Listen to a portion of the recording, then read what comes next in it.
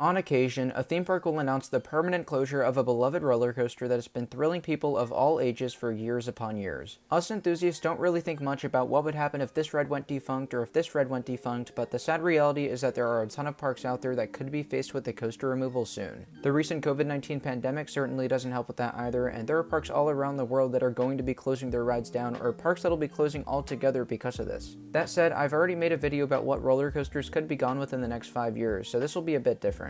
In this video, I will be paying homage to the 15 most interesting and intriguing defunct roller coasters, particularly the ones I wish I could have ridden the most. Do keep in mind though that this will be less about ranking the coasters and more about the 15 coasters I would have ridden, period. Also, I should mention something that I know a gazillion people will comment if I don't bring it up here. Slight flex incoming, but I did get to ride Volcano the Blast coaster at King's Dominion just a couple weeks before it closed permanently in 2018. It was an incredible ride, and had I not gotten that amazing opportunity, it would have definitely been on this list. Oh, and also, Son of Beast looked horrible, so that won't be on here too. I don't care how impressive the stats were.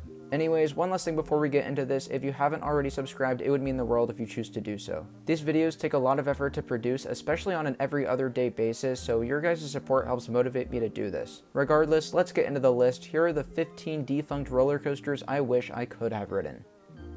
Number 15, Big Bad Wolf at Busch Gardens, Williamsburg in Virginia. To be honest, I wasn't originally going to include this on this list, but I had an open spot and I know I'd get a bunch of comments asking where it was on this list. Therefore, I do have it on here, but also I could see how it could be a painful coaster to lose, especially if you frequented Busch Gardens, Williamsburg back in the day. The layout looks pretty cool, and the theming is what likely would have been my favorite thing about the ride. Regardless of how the coaster rides or how good it actually was, it's sad seeing classic arrows bite the dust, no doubt about it. Number 14, Vortex at Kings Island in Mason, Ohio. Speaking of aerodynamics, Vortex is one of the more recently defunct roller coasters as it closed back in 2019. Now, I love my classic arrows, and this is evident in that I'm a huge fan of Viper at Six Flags Magic Mountain. This ride is probably the closest coaster that you could compare to Viper, since all the other classic Aero Mega Loopers are long defunct. By all means, am I grateful to have Viper so close to home, but it does pain me knowing that I will never get on Vortex even after seeing so many pictures and watching so many videos of the thing over the years. Number 13, Ring Racer at Nurburgring in Germany. What an interesting situation this was. Ring Racer was an S&S air launch roller coaster that was situated at a motor sports complex, so that's already weird in itself. The ride, however, only operated for about 4 whole days, and that's all thanks to an incident that occurred just after the ride's opening. I don't know exactly what happened, but from my understanding, they were testing the thing one day and the launch motor literally blew up, like it exploded, I'm not even kidding. Since then, it has been sitting at Nurburgring dormant with no plans to ever operate again. The story behind this ride is fascinating, and the ride itself is also interesting. It was one of the fastest launches in the world, something like 0 to approximately 100 miles per hour in 2 seconds, and then you had this turnaround and a ridiculously long straight series of track that took you through the sports complex, and that was the ride. But because of how bizarre it sounded and because of its past history, I know I had to feature it on this list. Number 12, Avalanche at Timber Falls Adventure Park in the Wisconsin Dells. The S&S wooden roller coaster is an extremely rare coaster model with only 2 installations left in operation out of the 4 that were ever constructed. Really, this is the only one completely gone though, and it's a shame because it by far looked to be the best one. I did hear from many people that it was a rather rough ride, but roughness won't bother me as long as the layout's good, and that was exactly the case with Avalanche. It was a super fast-paced roller coaster that circled around the perimeter of this family entertainment center in the middle of nowhere, Wisconsin. And actually, the park still exists, but there's no longer a roller coaster there, and correct me if I'm wrong, but there's also no rides there anymore. Instead, you can go check out some mini golf and fantasize about what once was an awesome wooden coaster at this FEC. Number 11, Moonsault Scramble at Fuji-Q Highland in Japan. More often than not, you ask an enthusiast what the first 200-foot roller coaster was, and they'll answer with Magnum XL200 at Cedar Point. While Magnum XL200 was the first hypercoaster or full-circuit 200-foot roller coaster, Moonsault Scramble was in fact the first to exceed the height barrier. And also, this coaster provided quite the ridiculous ride experience. Moonsault Scramble pulled one of the highest amounts of positive Gs on any coaster in the world. Combine that with the shuttle coaster element of taking the pretzel knot forwards and backwards, and Moonsault Scramble was probably a ridiculously crazy ride.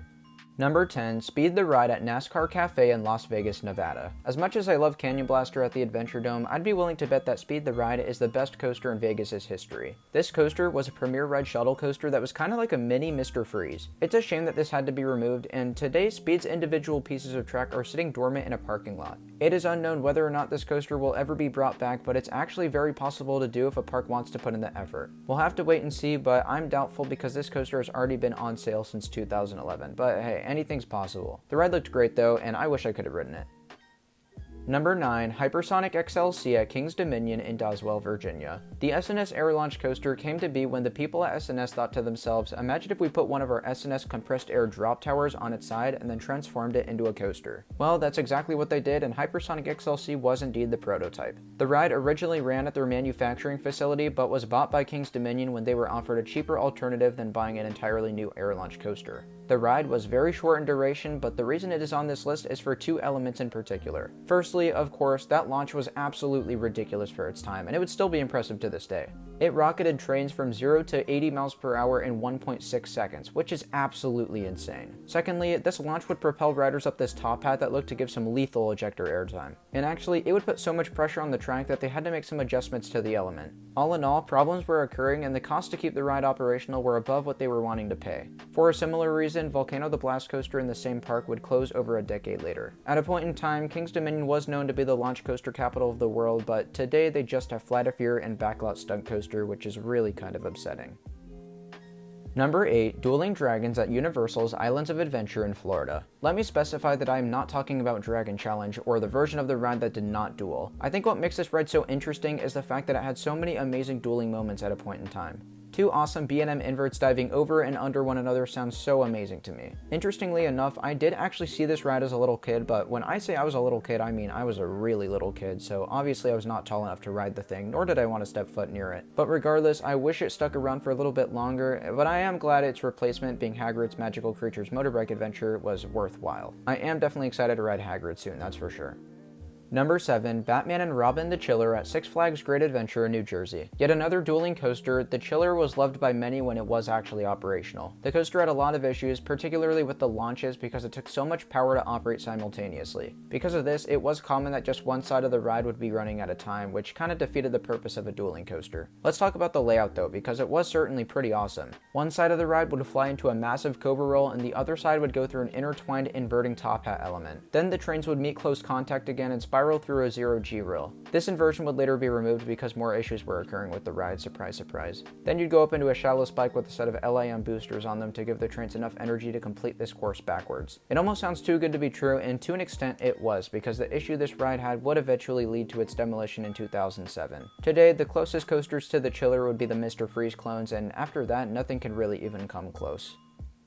Number 6. The original Bat at Kings Island in Mason, Ohio. In 1981, Kings Island would work with Aerodynamics to build the first suspended swinging coaster ever, a new ride type where the trains would be below the track rather than above. While the concept appeared to be a good idea at the time, the prototype would be quite the flop. The coaster looked crazy with its hairpin turns that would literally slam the vehicles to their sides, swinging riders higher than they should have been going. Just 2 years after opening, the ride would close forever, but later on the park would once again call Aerodynamics to redeem themselves and perfect their design. In 1993, Top Gun would debut as the spiritual successor to the original Bat, and eventually Top Gun would actually be renamed Bat to pay homage to the original. The prototype just looked so screwed up in the best ways possible, so where the ride experience was probably horrifying. That just makes me wish I could have experienced it so bad, but I guess I'll have to be content with the Bat that stands today when I find myself at Kings Island.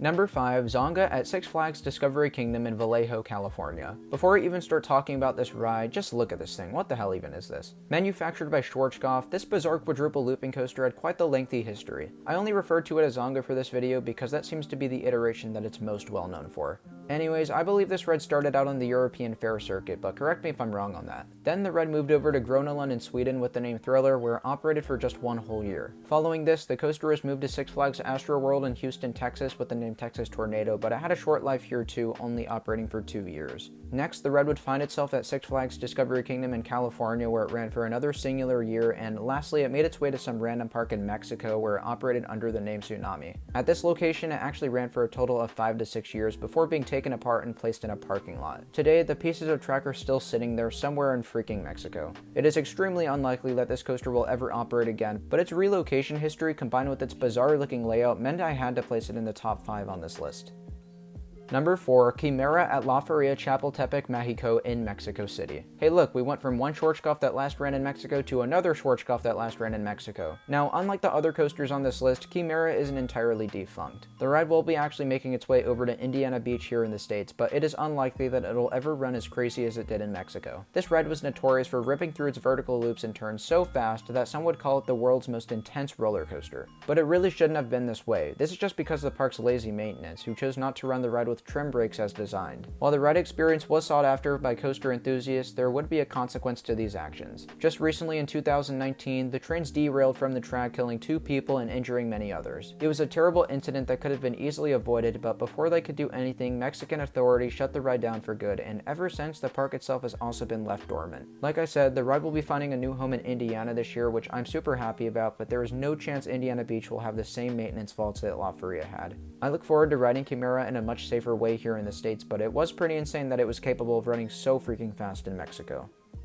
Number 3, Riverview Bob's at Riverview Park in Chicago, Illinois. Out of all the defunct roller coasters on this list, I bet this is the one you've heard the least about. I don't know why this is, and I don't know why more people don't talk about this thing. It looked absolutely insane. The pacing was too wild, the airtime and laterals were probably ridiculously intense, and I'd even argue that the ride was dangerous to an extent. Obviously, this ride is long gone now. It actually closed with the park way back in 1967, but there is this one POV video on YouTube that I can't help but be amused by. I cannot believe an old wooden roller coaster ran this fast. I don't really have anything more to add. I know this was kind of a short segment, but I just wish there was a way I could travel back in time and experience this thing.